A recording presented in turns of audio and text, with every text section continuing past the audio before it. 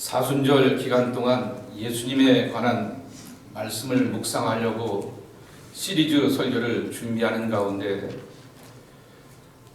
코로나 바이러스 때문에 또 새롭게 마음을 정립하게 되었습니다.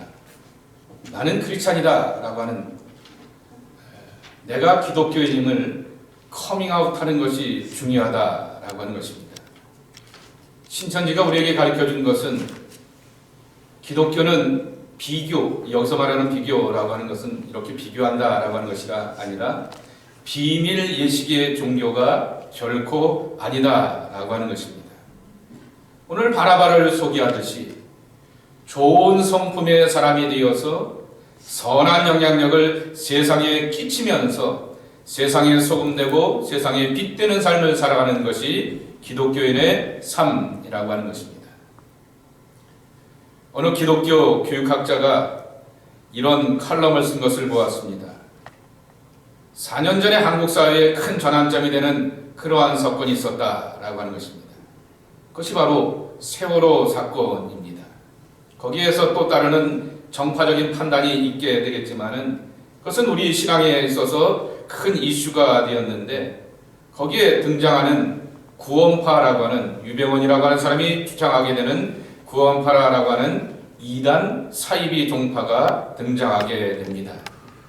이 구원파는 우리에게 있어서 당신은 구원받았습니까? 라고 하는 구원의 확신, 예수 그리스도 안에서 오는 생명의 기쁨을 얻는 것을 함께 나누고 묻는 것에 대하여서 교회 공동체 안에서 주저하게 만들었다라고 하는 것입니다. 이번에는 코로나 바이러스를 통하여서 신천지가 등장합니다. 우리가 가장 소망해야 될 것은 새하늘과 새 땅입니다. 오늘도 저는 새벽 6시에 장례 임종 예배를 드리고 오게 되었습니다. 그들에게 선포해야 될 것은 새하늘과 새 땅에 대한 안내와 소개입니다. 우리가 절대적으로 품어야 될 하나님의 나라에 대한 이 가치가 신천지로 인하여서 왜곡되게 되었던 것입니다. 그리고 여러분이 들으셨던 것처럼 한국교회 대부분은 주일 예배를 온라인으로 이렇게 드리게 되었고 주일 성수에 대한 가치와 예배에 대한 의미도 여러 가지로 왜곡될 수 있는 위협 가운데 놓이게 되었습니다. 어떤 장로님은 내가 어린 시절에 6.25 때도 포기하지 않았던 주일 예배입니다 라고 하는데 이제는 자발적으로 사회적인 이익과 유익이 되고 안전을 위하여서 스스로 포기해야 되는 그러한 상황 가운데 오기도 하였다라고 하는 것입니다. 또 어느 기자 출신의 목사님한테 들으게 되었던 일화입니다. 대구에 보게 되면은 한 고신측 장로교회, 알만한 분들은 다 아는 장로교회, 고신측에 장로교회가 있었다고 합니다.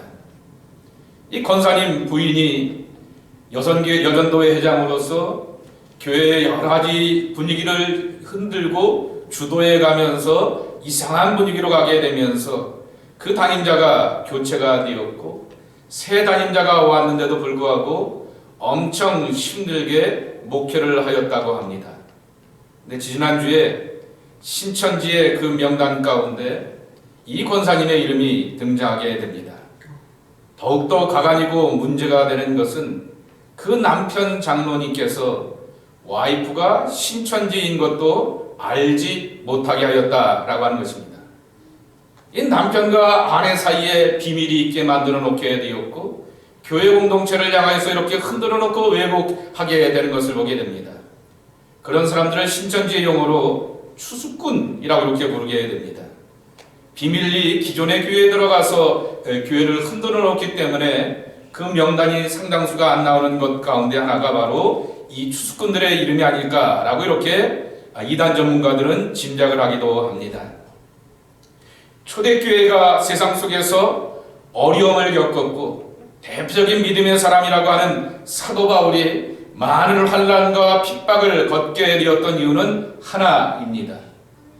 죽음과 공포의 위협 가운데서도 자신의 신앙을 커밍아웃 하였고 자신의 신앙을 다른 사람들과 함께 나누었기 때문이다 라고 하는 것이죠.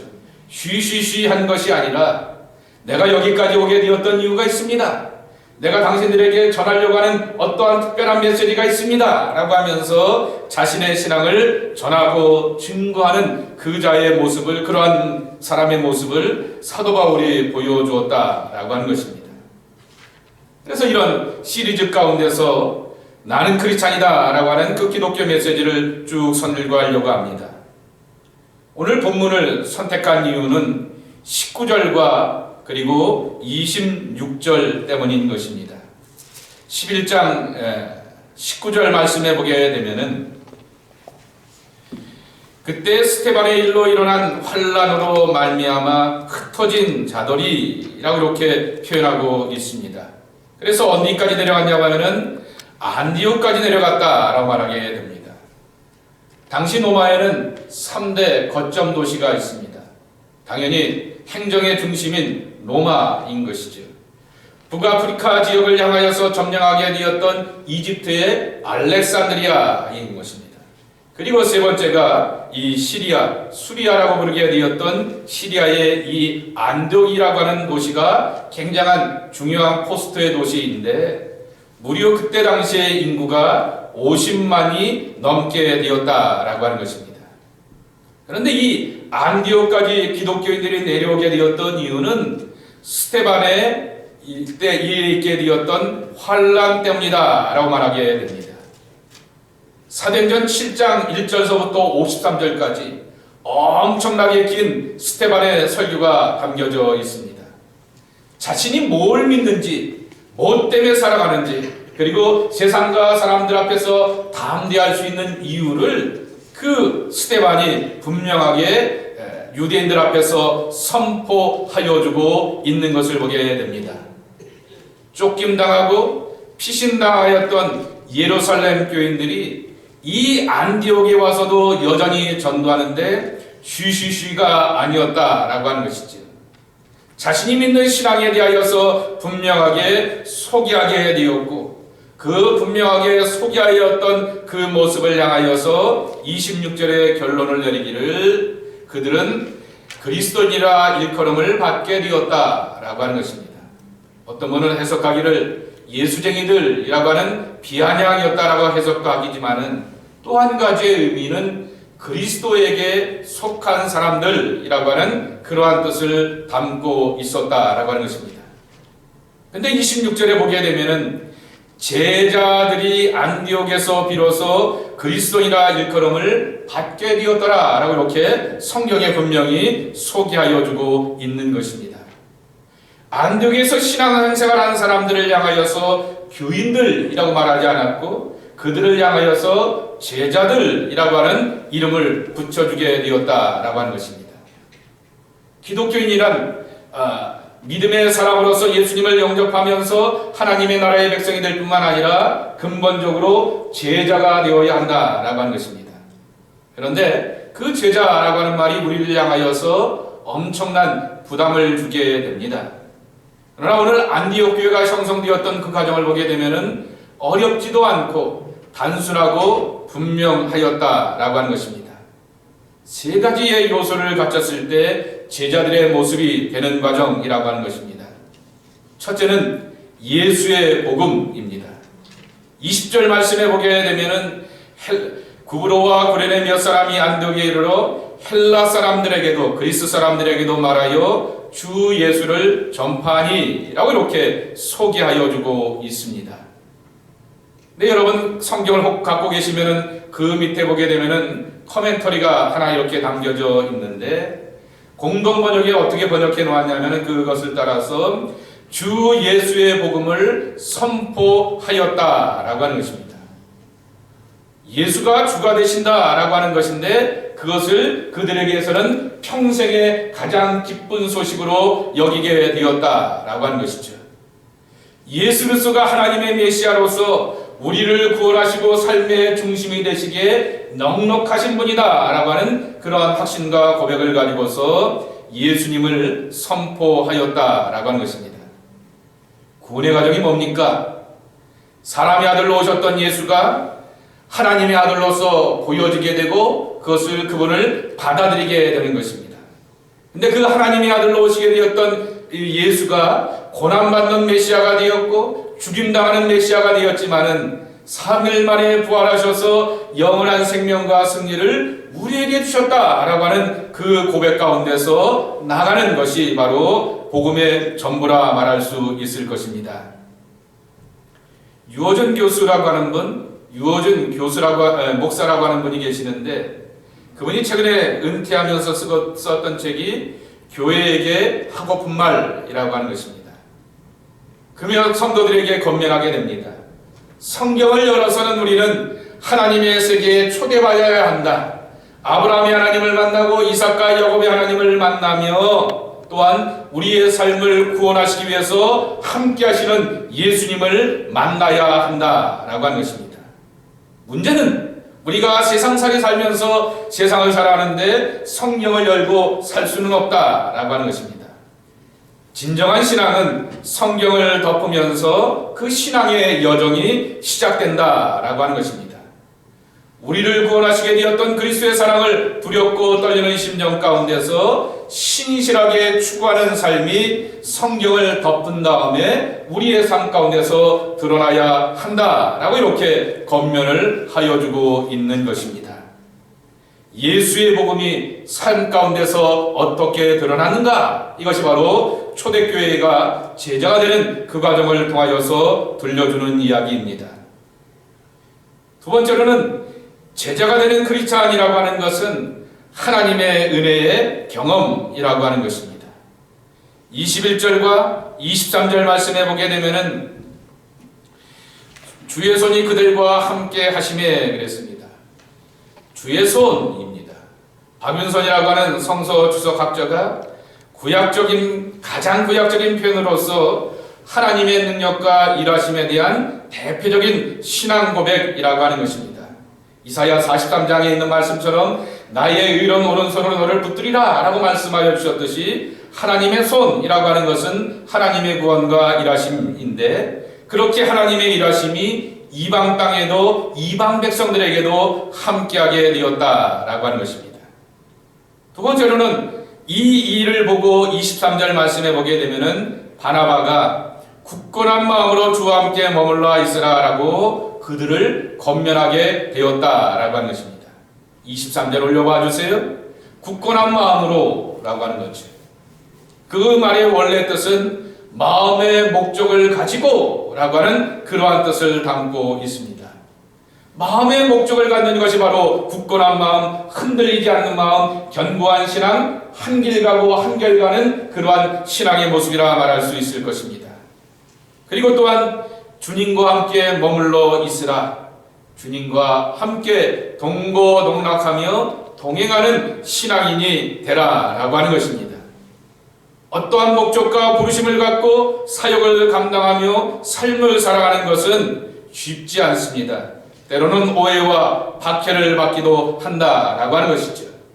근데 이 모든 것을 이길 수 있는 것은 나와 동행하시는 하나님을 경험할 때 우리가 이 모든 것들을 감당할 수가 있다라고 하는 것입니다. 로버트 쇼라고 하는 신학자가 웨스트민스터 신앙 고백을 풀이하면서 신앙의 목적은 삶의 변화라고 하였습니다. 하나님의 말씀을 통해서 우리가 은혜를 받고 하나님의 은혜 안에서 우리가 기쁨과 감격을 누리는 그것을 바로 나의 삶을 변화시켜가는 그러한 과정이다라고 하는 것이죠.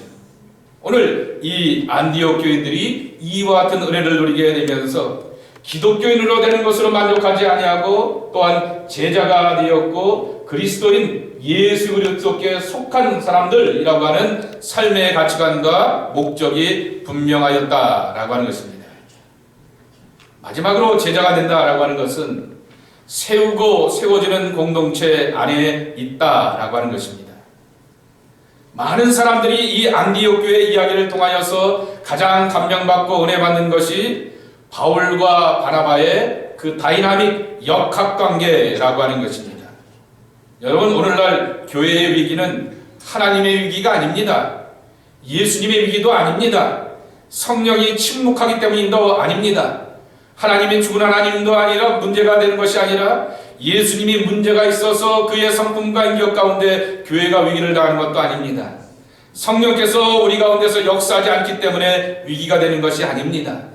오늘날 교회의 위기는 인간관계의 다이나믹 때문이다 라고 하는 것입니다. 안디옥 교회에 부흥이 있게 되자 어머니 교회였던 예루살렘 교회는 당연히 믿을 만한 사람 바나바를 그 교회에 파송하게 되었습니다. 내가 파송을 받게 되었고 내가 뽑힘 받게 되었는데 안디옥 교회에 가서 바나바는 자기를 세우고 자기를 높이고 자기를 주장하지 아니고 다른 사람을 세우고 그 사람을 세워서 함께 더불어서 하나님의 일을 이뤄가게 되었다라고 하는 것입니다. 좀 전에 소개해드렸던 유호준 교수라고 하는 분은 이 미국과 한국에서 신학대학 교수도 25년 하고 목회도 25년 하게 되었던 독특한 커리어의 분인데요. 그분이 그 책에서 우리 한국교회 문제가 뭐냐라고 하면은 서양의 문화 가운데 미 퍼스트, 나 먼저 문화가 교회에 들어와서 문제가 되었다라고 하는 것입니다. 그런데 오늘 바나바는 여기 소개하기를 성품이 24절 말씀에도 착한 사람이요 그랬습니다. 그 성품의 문제라고 하는 것입니다. 그 다음에는 성령과 믿음이 충만한 사람이다 라고 말하고 있습니다. 하나님이 먼저였고 하나님의 거룩한 통치와 다스림 가운데 있게 되었다라고 하는 것입니다. 이 둘이 26절에 소개하기를 둘이 교회에 1년간 모여 있어 그랬습니다. 두 사람이라고 하는 것이죠. 오늘날의 교회 공동체 위기는 두 사람이 함께하지 못하는 위기 가운데 있었다라고 하는 것입니다. 근데 이 안디옥 교회는 두 사람으로 말미암아 그 속에서 일하시는 하나님의 일하심이 함께 드러나게 되었고 그 일하심을 통하여서 사람들은 제자가 되었고 사람들은 세상 사람들에게 빌려지기를 예수님께 여전히 속한 사람들이라고 하는 그러한 이름을 얻고 살게 되었다라고 하는 것입니다. 이런 글을 하나 읽었는데 이것을 나누면서 설교를 마치려고 합니다. 버마의 첫 번째 버마 랑군이 있는 수도 랑군이 있는 버마의 첫 번째 선교사는 아도니온 허드슨이라고 하는 분입니다. 이분은 무려 결혼을 3번이나 하시게 되었는데 3번 다 사별을 당하게 되었습니다. 선교지의 고통 가운데서 그런 일이 있게 되었던 것이죠. 이분이 이 버마에 가서 선교를 하게 되었을 때 7년 만에 첫 번째 교인을 얻게 되었고 7년 만에 첫 번째 세례 교인을 얻는 어려운 사역이었다라고 하는 것입니다. 근데 3년 만에 첫째 부인이 돌아가시게 되었고 또 누군가를 만나게 되었는데 그 둘째 부인의 이름이 앤이라고 하는 분입니다. 그래서 그들과 결혼하려고 하게 되었을 때 둘째 부인의 아버지에게 이렇게 편지를 보내게 되었다라고 합니다. 저는 지금 당신께 내년 이른봄 당신의 딸과 이별하여 이 세상에서 다시 못 보게 될 이 결혼에 대하여서 동의하신지 묻고자 합니다. 제가 있는 곳에서는 급심한 가난이 있고 빈곤이 있고 모욕이 있고 박해가 있고 그리고 어쩌면 참담한 죽음이 기다릴지도 모를 것입니다. 그래도 허락하시겠습니까? 라고 이렇게 부탁을 하게 되었지만은 아버지는 이 앤의 아버지는 쾌히 허락하게 되어서 또 결혼을 하게 되었고 이 허드슨은 이 버마에서 근 30년이 넘도록 선교하는 동안에 무려 1,500명이 넘는 그러한 기독교인들을 얻을 수 있는 그러한 여정을 얻게 되었다라고 하는 것이죠. 혼자만의 사역으로 결코 그것을 이루지 못하였다라고 하는 것이죠. 동반자가 있었고 그를 향하여서 후원하고 서포트하는 가족들이 있었기에 이 모든 것들을 감당할 수가 있게 되었다라고 하는 것입니다. 안디옥 교회는 보여줄 것을 보여주었습니다. 믿음의 사람들이 서로를 향하여서 격려하고 위로하는 아름다운 인간관계였고 그 인간관계를 뛰어넘는 하나님의 일하심과 도우심을 구하는 신실한 믿음의 사람들이 함께 있게 되었을 때 이와 같은 하나님의 일들을 이룰 수가 있게 되었다라고 하는 것입니다. 우리가 이와 같은 것들을 꿈꾸면서 또한 이러한 것들을 만들어가는 신앙 공동체가 되어서 우리가 그래도 신천지보다는 낫다라고 하는 것을 보여줄 수가 있는 그러한 신앙 공동체가 되어야 하겠습니다. 내가 믿는 하나님은 살아계십니다. 내가 믿는 예수님은 구원의 메시아이십니다. 내가 믿는 성령님은 오늘도 우리를 향하여서 만지시고 위로하시며 하나님의 일을 이뤄가시는 거룩한 영이십니다. 이분들을 붙들고 승리하는 저와 여러분 되시기를 주님의 이름으로 간절히 축복합니다.